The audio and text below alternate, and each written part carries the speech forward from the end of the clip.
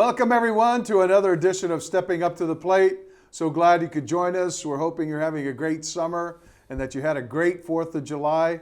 I know I did with my beautiful wife Barbara celebrating our anniversary, 32nd anniversary down in Nantasket Beach. And we had a wonderful time down there. Hoping that everyone enjoyed themselves. Got to get out there and take in some fireworks displays. And it was a wonderful time, and so glad to be joined here by my main man, Al Prezzuti. And Al will be taking a sojourn down to the Cape soon. so glad that he could join us before he takes off down there. And Al, so much to discuss, with shocking news after the Celtics win their 18th NBA title, the team goes up for sale. And it was a bit of a stunner to everybody, but evidently Wyc Grousbeck and his family are doing it for estate and planning purposes. His father, Irv Grousbeck, obviously one of the main proprietors and main principals in that part of the ownership group. And Steve Paliuca has raised his hand and said, I'd like to be the owner. And, it's one of those franchises, Al, that I think they've done it right. They spent the money, they put their money where their mouth is in acquiring talent, going out and making the moves when necessary.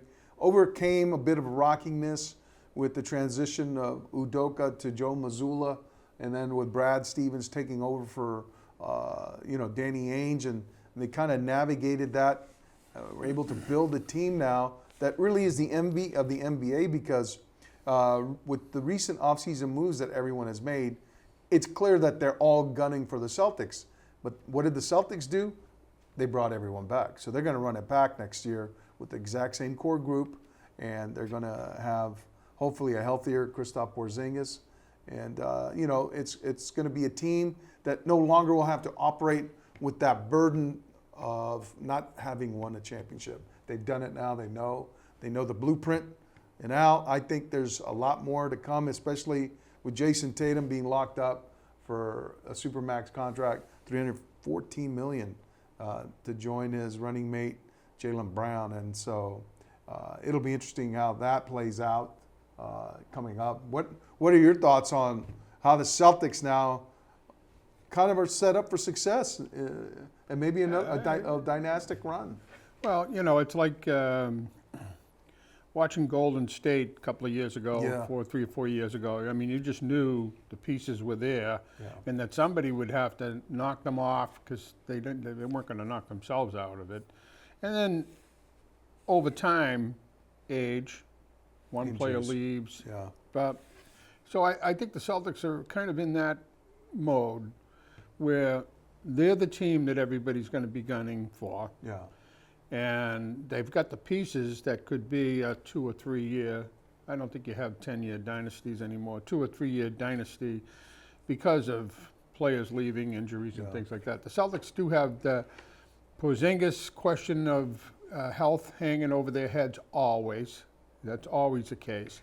But short of that, I mean, those 4 or 5 guys that start, are the best 4 or 5 guys that would be the stars on any team. Yeah. So I think in terms of the sale, I don't, everybody's going to be coming forward. Tom Brady's name's been mentioned in there. John Henry. John Henry, God forbid. Henry needs a public relations guy because every time he opens his mouth, he puts himself further back from the fans, and you got to say what you want about the Red Sox fans. They've been probably the most loyal fans in the world. I think John Henry is more preoccupied right now with his investment in the PGA Tour. And I think he's more. He's a moneymaker. Yeah. So he's not. I don't think he sees more of an opportunity. Yeah, there, he's not just a Red Sox owner. He's a moneymaker, Yeah. and he was before he bought the Red Sox. They all are.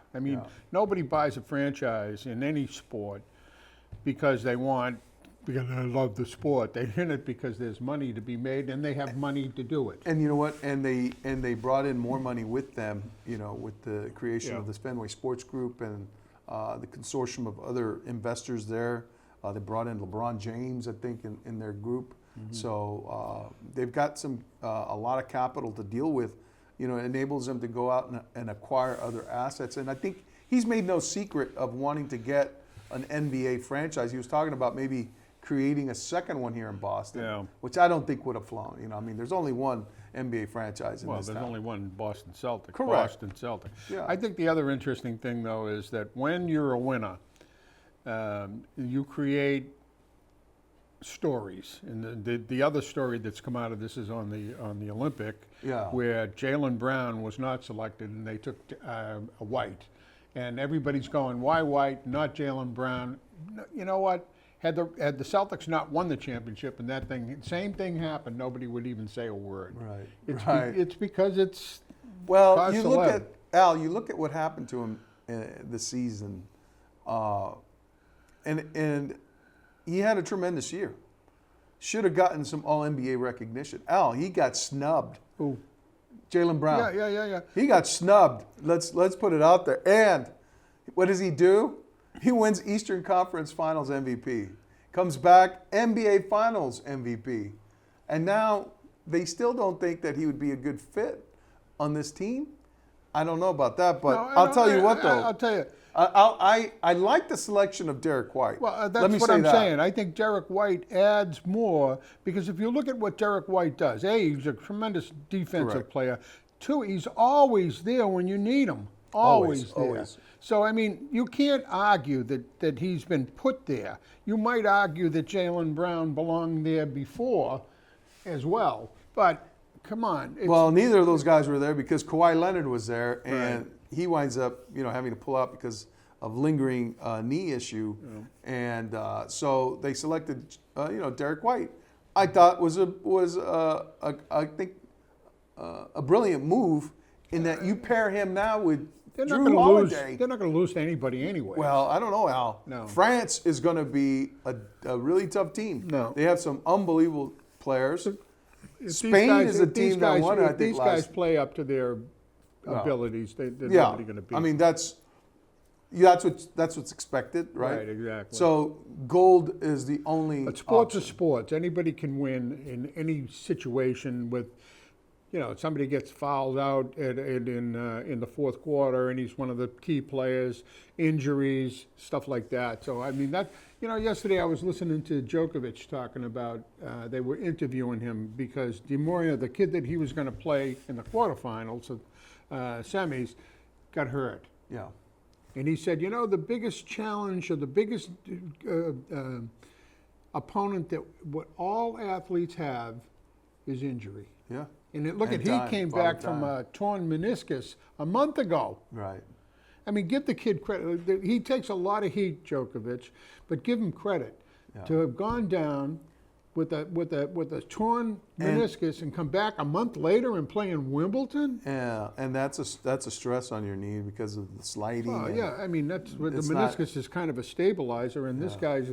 But what I'm saying is, you never know, and that's why sports is interesting because you don't know what's going to happen. Right. It is an athletic endeavor, and people can choke. Yeah. People can rise to the occasion that you don't expect. Right. Everybody thought Taylor Fritz was going to win that match yesterday, and he's playing Lorenzo Mazzetti, Yeah. and Mazzetti beats him in 5 sets. Well, how about the match that he did win to get into that Yeah. match? He was down two sets and he against, rallied. against Sasha Zverev, and Yeah. I thought Zverev had a better. Although I'll tell you one thing about Taylor Fritz, he's 6'5". A lot of people don't. And the Yes. other kid Zverev's 6'6". Yeah. But you don't realize how big a serve. When you're up at 135 mile an That's hour a big serve, man. That's I a mean, big serve. You're watching on grass. You don't have a fast. I don't have that fast enough twitch muscle to react to that. But I don't even have a car that goes 135 miles an hour. So let's put it that way. But no, it's Wimbledon will be interesting to see. They're getting ready. I think it'll be this week. Will be the Well, men's. yeah, we got Medvedev versus Alcaraz, and I think That's gonna be a match. I would take Alcaraz because I've never seen anybody get around the court. like he can. I mean, when he's way out of it, he runs over, he gets it, and he gets it back in play. Medvedev is kind of similar in a way, but not quite as far out as Alcaraz. Medvedev is much better from the baseline, though, than Alcaraz. Yeah. And Alcaraz wants to make every shot hit the line, which is almost impossible. I still think he's going to win the match, and then it will Djokovic? be Alcaraz is then going to have to play. I don't know. Djokovic is not the same guy, and I've always been a big fan, but he's going to play this kid Musetti. He's beaten him 4 out of the last 5 times. He lost to him on clay. Seems like Musetti was a little bit awestruck by the fact that he's going to have to play, Djokovic. Well, they interviewed him afterwards, and it was interesting. What he said was, I played him. I'm going to do my best. I played him before, and so you got to see where he's beaten him before is a big help. Yeah. But on clay, surfaces matter. Some guys are great clay players, kind of like Medvedev, not a good grass player. Yeah. And you look at Iga Swiatek on the woman's side. Wow. To lose at Wimbledon on grass because Yeah. she's not a good grass player. Yeah. You don't realize that when you win. You say, what's the big difference? Well, there's huge differences Sure. between It's the way the ball plays off. clay and Yeah. hard surface and Right. grass. So, hey, we'll see. We'll see. Yeah, it'll be interesting to see how that works itself out. Also of great interest is this run that the Red Sox are on now. It's interesting, there weren't very high expectations for this team, and I think to this point, as we speak, they're 9 games above 900. They're clearly in contention for the wild card, and they have the ability to catch the teams in front of them. Even the Yankees and the Orioles. Well, I think with and then they had an exciting series win in New York. Strong pitching performance there in the finale from Cutter Crawford, I thought, and of course the All-Stars announcements came out, and the Red Sox will have 3 guys there: Jarren Duran and Tanner Houck, and of course Rafael Devers, who decided to opt out in order to rest an ailing left shoulder, which I think is smart thing wise. to do. It's wise. Well, 'Cause that's he wants gotta, to be healthier that's for got the to second come half. from the Red Sox. Yeah, no doubt. I no mean, doubt. they're going to say, hey, you're going to go there. If you hurt it again and you're out for the rest of the year, we lose. Right. I think that there's a story that came out this morning. I didn't have a chance to read it about Pavetta, Yeah. and he's in a class with Nolan Ryan, and it had to be on strikeouts because he struck out 10 again. What was that? It is.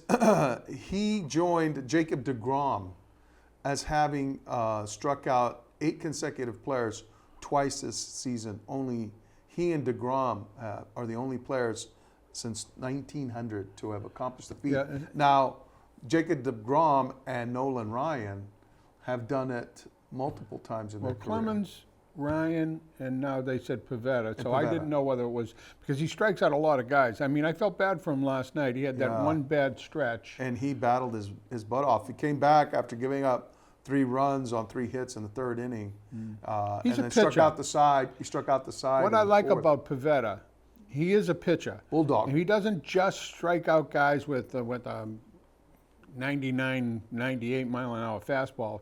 His ball curls away from a right-handed hitter, Yeah. and they go for it. Sometimes they don't go Sweeper, for it, but yeah. he's got a nice sweep. And watching the Red Sox, I think at the start of the season, me personally, I misjudged some of the talent. The center fielder. Durant. Well, I called Rafaela. I call him the center fielder because he's Well, a better. Rafaela is going to be looking like the shortstop. of Well, this thing. he's also the better center fielder. the gum chewing, bubble blowing shortstop of this team. But I'll tell you, what I think Gonzalez is a good player. Yes. He's a utility player, I should say, but he's a good one. Devers is hitting lights out. Yeah. The kid that is not hitting is what's his name? The Japanese kid. Masataka Yoshida. Yoshida. Al, the thing I like about this team the most is its athleticism. And I like the fact how they can be aggressive on the base paths, excuse me. And, they start off with Jarren Duran at the top. Rafaela can run, Romy can run. Hamilton can run. O'Neill.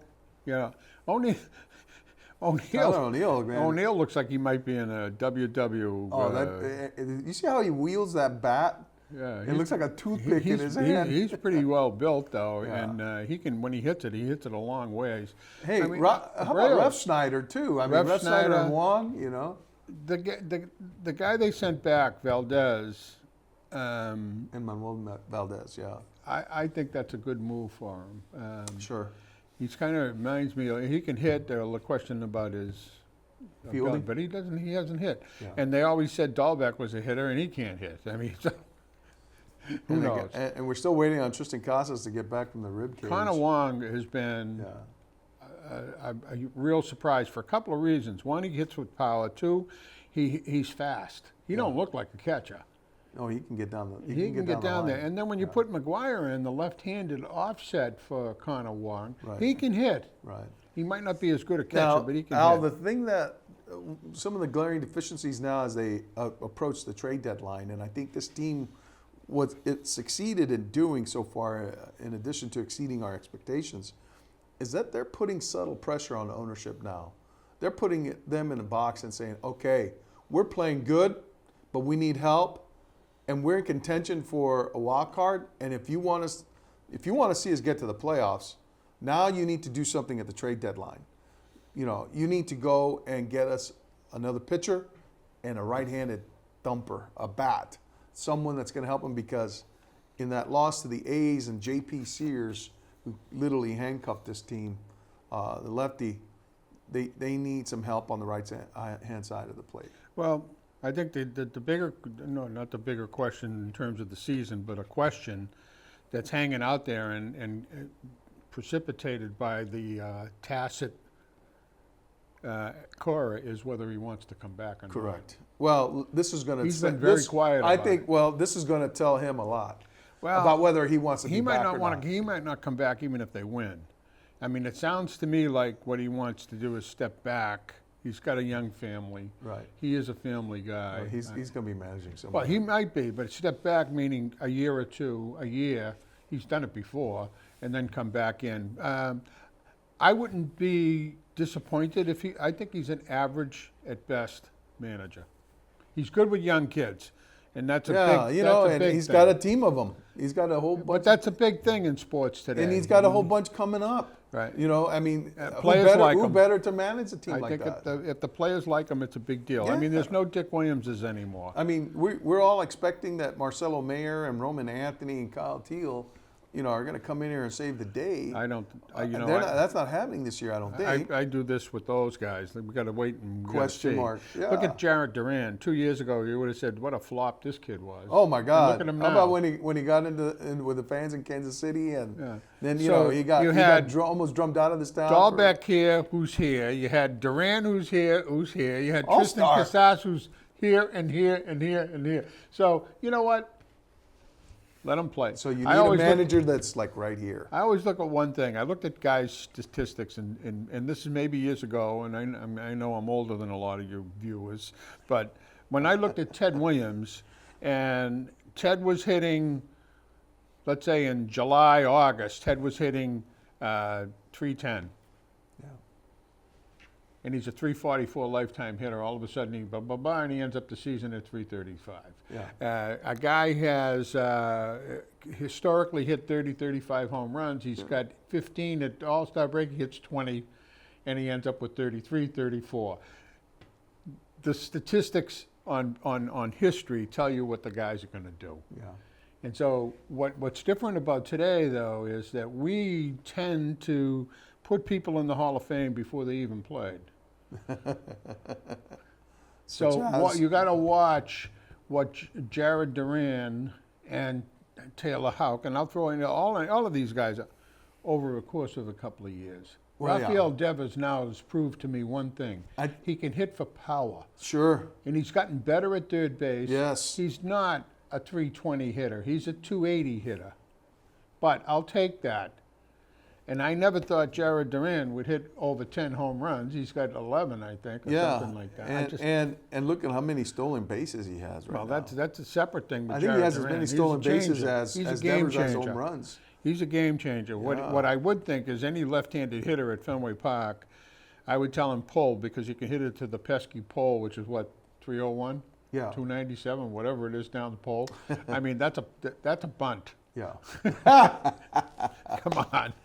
Oh God. I mean, if you're straightaway, that's a it's pretty different. good bunt, Al. Well, I don't know. If a guy's throwing 100 miles an hour, I You go get by. to square over. Yeah, that's a hard thing to do. Hey, what's his name? Verdugo laid a bunt down in that New York series. It's Oh, good. that's interesting though, Al. The little there's a little Nuance. undercurrent. Yeah, well, You know, I think of enmity. 32 that's seconds to go from home plate to home plate on a home run, Verdugo. So then that's about how much time I would take. You know. well, I might take longer, but I mean, he's a baseball player, and then he threw the bat. That's the thing I think they objected to. Well, then when And then when Devers holding did it, yeah, and then throwing the bat, well, no, Devers stood there and admired it, Yeah. and then and did then the threw the flip. bat, and then And Cole is like not.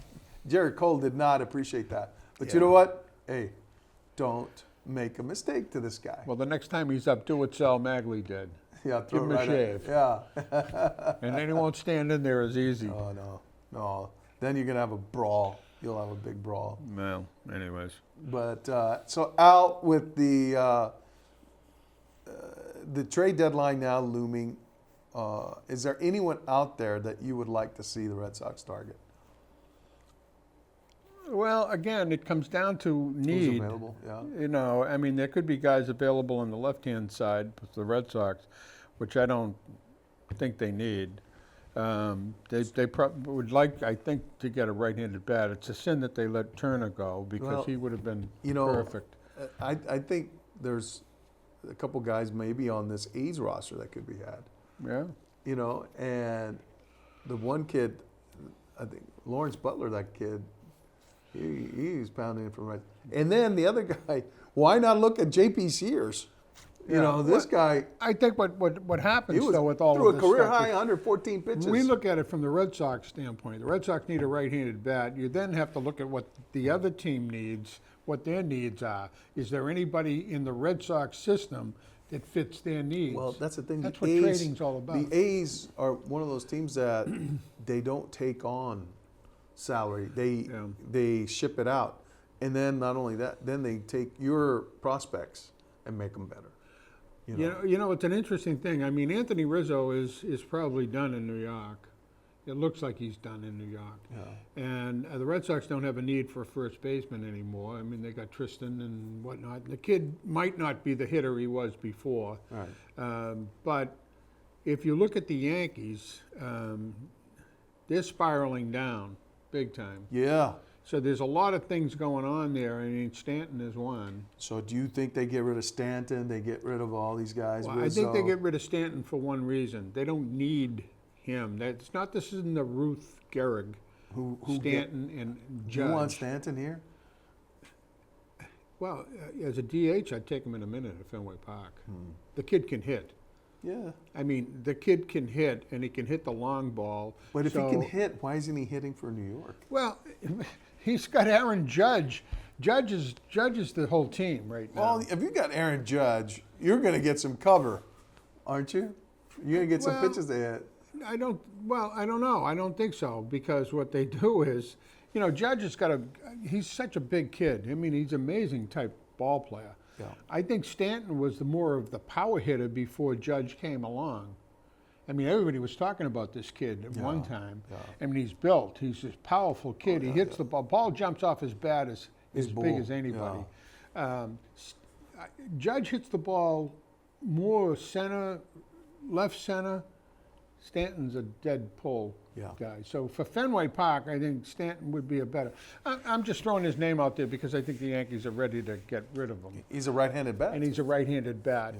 But you know what? And maybe he can be had for a song, which is what I think the Red Sox are looking for.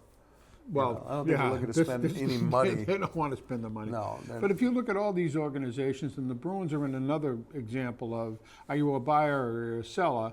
The Bruins are coming up to a trade deadline too, and I think that they're looking for a center or a goal scorer, whether he's a winger or a goal scorer.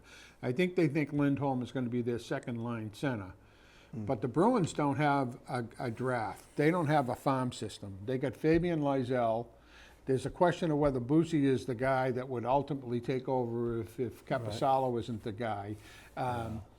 They've already brought up Poitras. They've brought up Lori. They've got a few Beecher players. they brought up. Yeah, well, these guys are there. Yeah. So now you look at their Providence team and they say, is there anybody there that can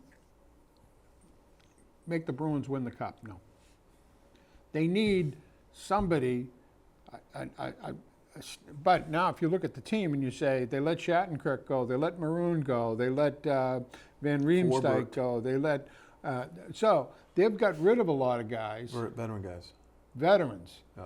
And they let Oscar Steen go, which I think, and they let Jacob Lauro go. I mean, this team... Jake DeBrusk. DeBrusk was only 28 years old. Grzelcyk, I think Grzelcyk... But a veteran. That was inevitable. Yeah. Okay? This kid that they brought in, Zadarov or whatever, he's 6. Cool. He's a big kid. But... They're big. They're We'll physical. see We're going to see this team become the Yeah. big bad Bruins again. Al, we're going to be seeing a lot of... They're not going to let anyone maul them, push them around. And you know what? I can't wait to see that against But the big Panthers. conversation about the Bruins is, are you mortgaging the future to win the Cup in this next 1-2 years? Al, I say do it. Well, I say do it. Most people would say, Do if you it. can win the Cup, which is very difficult to do it. Yeah. But it's the organizations, Steve Eiserman, Detroit, that say, while we're doing that, I'd like to be able to bring in some players that we know in 2 or 3 years are going to be stars. He's done a nice job with Detroit. I think Detroit was at one time a pushover, is not a pushover anymore. So what did you make of some of these acquisitions, though, that they did get in the draft, some of these young guys? Big size guys. Is kid Dean Letourneau? Letourneau is going to be an interesting thing, and I think it's nice that he's going to be here at BC. Yeah. It's hard to say. He's 6'7"? Yeah. He's a big kid. Elliot I Greenwald. heard he's a Elliot great Greenwald, skater. A kid that's going to Quinnipiac. Yeah. I mean, kids to me, you can't look at kids and say, okay, they're short things. Yeah. None of them are. And until they get up and playing with the big guys, where everybody on that team is an NHL player, and you're playing game in and game out, you really can't say. Fabian Lysell, to me, is the question mark, because he comes in with all this hype, but he's played against... Yeah.